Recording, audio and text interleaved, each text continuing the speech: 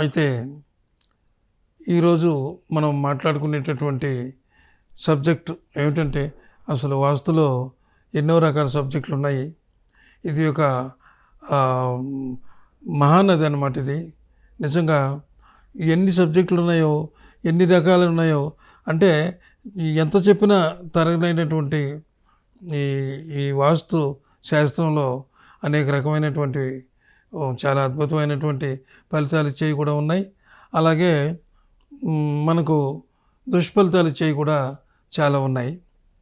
అయితే వాటిలో కొన్ని మనం ఈరోజు డిస్కస్ చేద్దాం.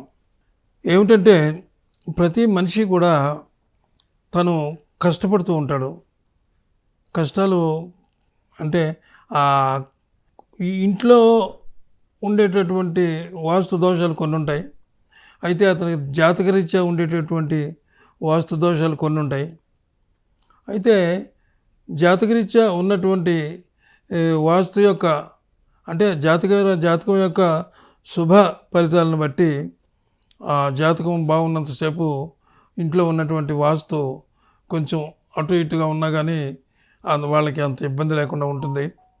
ఎప్పుడైతే ఈ జాతక ప్రభావం ఉండాల్సినటువంటి గ్రహాలు అనుకూలత లేనప్పుడు ఈ వాస్తు అనేది ఈ దుష్ఫలితాన్ని ఇది రేజ్ అవుతుందన్నమాట.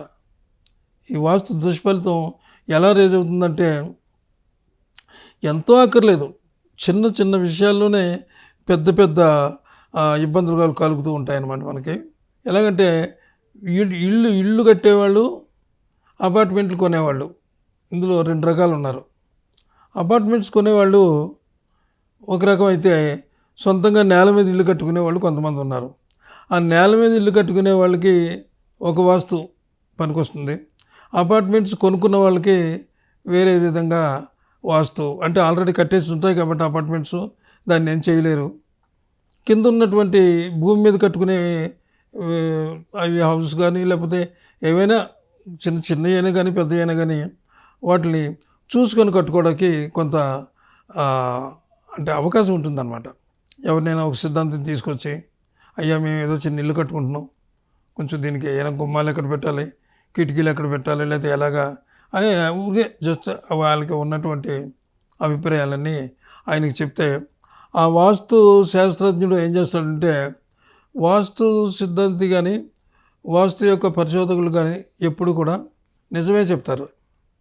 ఎందుకంటే ఒక మనిషి మన దగ్గరకు వచ్చి మనల్ని నమ్మి మన మీద ఒక భారం పెట్టినప్పుడు అతన్ని మనం అంటే అతనికి ఏ ఇబ్బంది కలగకుండా చూసేటటువంటి గురుతర బాధ్యత ఆ వాస్తు శాస్త్రజ్ఞుడి మీద ఉంటుందన్నమాట. అలాగే మంచి సజెషన్ ఇస్తాడు ఆయన. ఆ వాస్తు అంటే వాళ్ళకి దగ్గరలో ఎవరైనా ఉన్నది వెళ్ళి తెచ్చుకొని చేసుకుంటే. అయితే ఇక్కడ ఇంకొక విషయం ఉంది. వాస్తు పరిశోధకులు కానీ వాస్తు సిద్ధాంతులు కానీ చెప్పి ఇలా కట్టుకోవాలని చెప్పి ప్లాను వేసి, అంటే ప్లాను వేసే వాళ్ళు కూడా వాస్తు పండితుల్లో ఉన్నారు. కానీ ఇంజనీర్స్ వేసే ప్లాన్స్నే కొంచెం అటు ఇటుగా మార్పు చేసేవాళ్ళు కూడా కొంతమంది ఉన్నారు. అయితే దేనివల్ల మనకి ఇబ్బంది ఉంటుంది అనేదాన్ని మనం ఇక్కడ జాగ్రత్తగా పరిశీలించుకోవాలి. చాలా మటుకు ఈ ఆర్కిటెక్ట్స్ అంటే ఈ ఇంజనీర్స్ వేసే వాటిల్లో వన్ సైడ్గా వెళ్ళిపోతారని వాళ్ళ మీద కొన్ని లోగడ ఎప్పుడో అలాంటి అభిప్రాయాలు ఉండేవి. ఎందుకంటే అలాగే నేను ఎందుకు అంటున్నానంటే, ఒక అపార్ట్మెంట్ కట్టేటప్పుడు ఈ విధంగా అపార్ట్మెంటు ఇటు డోర్సు ఉంటున్నాయి. ఇటు ఉన్న డోర్ ఏమో, ఇటువైపు ఉన్న డోరు పశ్చిమ వాయువ్య దిశగా ఓ డోర్ పెట్టుకున్నారు అనుకోండి. ఇటు వచ్చేది ఏమవుతుందంటే, ఇది ఆగ్నేయం అనేది వాయువు ఈశాన్యానికి వస్తుంది. అంతవరకు పర్వాలేదు. కొంతమంది ఏం చేస్తారంటే నైరుతికి కొన్ని గుమ్మాలు వస్తుంటాయి. ఆ నైరుతికి కూడా అంటే వాళ్ళు ప్లాన్లో అలా వస్తాయన్నమాట. అప్పుడు మనం ఏం చేయాలంటే, వాళ్ళ తప్పు కాదు అది. మనం ఏంటంటే ఒక ఇల్లు కానీ అపార్ట్మెంట్స్లో కూడా ఈ మధ్య కొంతమంది బిల్డర్సు, సార్ మేము చిన్న చిన్న మార్పులతోటి మేము చేసుకుంటామండి, మాకు ఎక్కడెక్కడ ఉన్నాయో ప్లాన్ ఇచ్చేయండి, మేము చెప్పి చేయించుకుంటాం అంటే వాళ్ళు కూడా ఆ, వాళ్ళు చెప్పిన దాని మీద సరే మీరు నచ్చినట్టుగా చేయించుకోండి అని ఉంటే ఏమి లేదు అందులో పెద్ద ఇదేమి కాదు. ఇప్పుడు ఇప్పుడు పడమర ఉంది, పడమర గుమ్మంతో ఒక ఇల్లు ఉంది. ఇది ఇల్లు అంటే అపార్ట్మెంట్ ఉంది, దానికి పడమర గుమ్మం వచ్చింది అనుకుందాం. ఆ పడమర గుమ్మం ఎక్కడికి వచ్చింది? అది పడమరలో నైరుతిలోకి రాకుండా నైరుతిలోకి వచ్చి ఉంది. ఆర్కిటెక్ట్ ఇచ్చినటువంటి ఒక ప్లాను అది నైరుతిలోకి ఉందనుకోండి, దాన్ని మనం ఏం చేసేయక్కర్లేదు. ఆ నైరుతి నుంచి ఇలా జరిపి అలాగా పశ్చిమ వాయువ్యానికి వచ్చేటట్టుగా ఆ గుమ్మం పెట్టుకుంటే అది ఉచ్చ స్థానంలోకి వచ్చేస్తుంది. ఆ రకంగా కూడా కొంతమంది చేసుకుంటున్నారు. అపార్ట్మెంట్స్ కట్టేటప్పుడు కూడా కొంతమంది మాలాంటి వాళ్ళని తీసుకెళ్ళి చూపించుకుని వాళ్ళకి ఏ విధంగా కావాలో ఆ విధంగా చేసుకుంటున్నారు. చక్కటి జీవితాన్ని, మంచి ఫలితాలని వాళ్ళు అనుభవిస్తున్నారు అన్నమాట.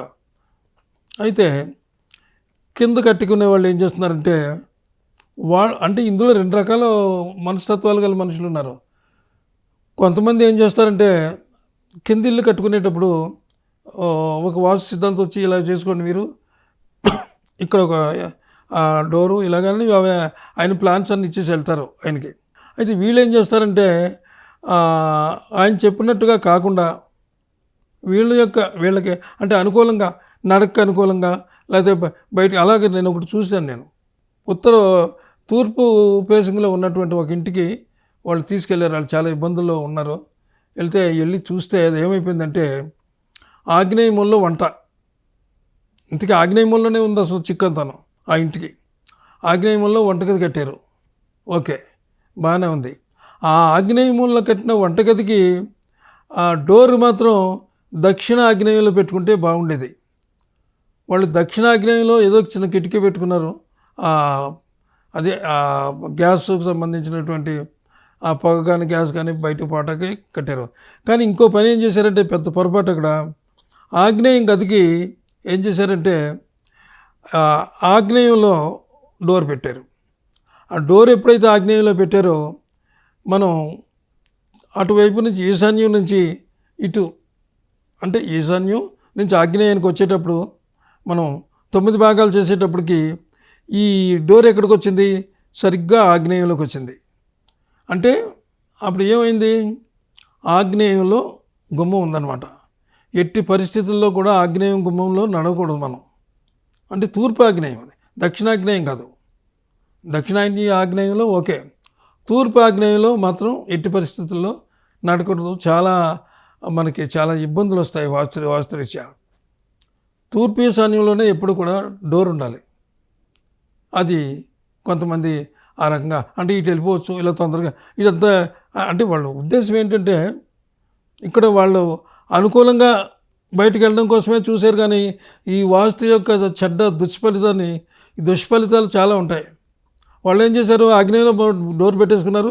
ఇలా చక్కగా అలాగా దొడ్లోకి మామూలుగా చిన్న లాన్ లాగా ఉంటుంది, పూల మొక్కలు వేసుకున్నారు. ఆ బయటకు వెళ్ళిపోవడానికి హ్యాపీగా ఉంది.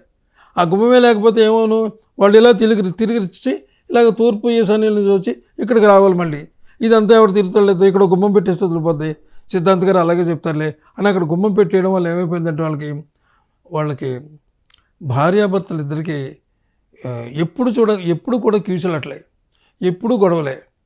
అలాగే ఆడపిల్లల్ని ఇచ్చిన దగ్గర వియ్యాల వారితోటి, వియ్యపురాలు వియ్యంకుళ్ళు ఉంటారు కదా, వాళ్ళతోటి వీళ్ళు ఆ కూతుర్ని ఎంత బాగా చూసినా సరే ఏదో ఒక వంక పెట్టి ఆ అమ్మాయిని సాధించడం, ఆ రకంగా ఇబ్బంది పెట్టడం. అలాగే తూర్పు ఆగ్నేయంలో గుమ్మం ఎప్పుడైతే ఉందో ఆ తూర్పు ఆగ్నేయంలో ఉండేటటువంటి గుమ్మం యొక్క దుష్ఫలితం ఏమిటయ్యా అంటే అగ్ని ప్రమాదాలు. అంటే అది అసలు ఫైర్, అది ఫైర్ ఎక్కడ ఉండాలో ఫైరు అక్కడ డిస్టర్బ్ చేయకూడదు. మనం ఎప్పుడు కూడా తూర్పు ఆగ్నేయాన్ని డిస్టర్బ్ చేయకూడదు. అక్కడ ఉండే ఆయన కోపం వస్తుంది, అక్కడ ఉండే గ్రహానికి. అంచేత అక్కడ డిస్టర్బ్ చేసేసారు వీళ్ళు. డిస్టర్బ్ చేయడం వల్ల ఏమైపోయింది, సరే లోపలికి వచ్చినా కూడా అక్కడ దొంగతనాలు ఎక్కువ జరుగుతాయి ఇంట్లో. అసలే అంతంత మాత్రంగా ఉన్న ఇంట్లో దొంగతనం జరిగితే ఊడ్చిపెట్టినట్టు అయిపోద్ది, అప్పులు పెరిగిపోతాయి. అప్పులుగా అప్పులు చేస్తారు, అప్పులు తీర్చలేరు, తీర్చే విధానం ఉండదు వాళ్ళ దగ్గర. ఇదంతా దుష్ఫలితం ఏంటంటే ఆ తూర్పు ఆగ్నేయంలో, తూర్పు అంటే ఆ సెంటర్ చేసిన తర్వాత ఇటుకొచ్చే పెట్టినటువంటి గుమ్మం వల్ల అది ఇదంతా సంభవించింది. వెళ్ళి చూసేటప్పటికి చెప్పారు, ఇది అండి ఇలా ఉంది మా పరిస్థితి అని. అంతా బాగానే ఉంది అండి. బాగా అంటే ఏవో చిన్న చిన్న మార్పులు చేసాం అనుకుంటే అది వేరు. మేజర్ మేజర్ కాంప్లికేషన్ ఇది. అప్పుడు ఆ గుమ్మం మూయించేసి అక్కడ ఎందుకు మూయించాల్సి వచ్చిందంటే ఆ గుమ్మం అక్కడ అక్కడ కిటికీ పెట్టుకున్నారు కదా దక్షిణాగ్నేయంలో, అక్కడ అది విండో తీయించేసి అక్కడ గుమ్మం పెట్టించాం. ఇది మూసేసి కావాలంటే ఇక్కడ చిన్న వెంటిలేటర్ లాంటిది పెట్టుకోండి పర్వాలేదు, కానీ గుమ్మం కిటికీలు ఏం పెట్టొద్దు అని చెప్పంటే వాళ్ళు అలాగే చేశారు. దక్షిణాగ్నేయంలో గుమ్మం, ఇక్కడ గుమ్మం తీసి పెద్ద ఖర్చు కూడా ఏమీ లేదు వాళ్ళకి. దీన్నే జాగ్రత్తగా తాపి మీద తీసుకొచ్చి అక్కడ పెట్టుకున్నారు, ఏదో చేసుకున్నారు. చిన్నగా పెద్ద ఖర్చు లేకుండా ఏదో చిన్న ఖర్చు అయిపోయింది.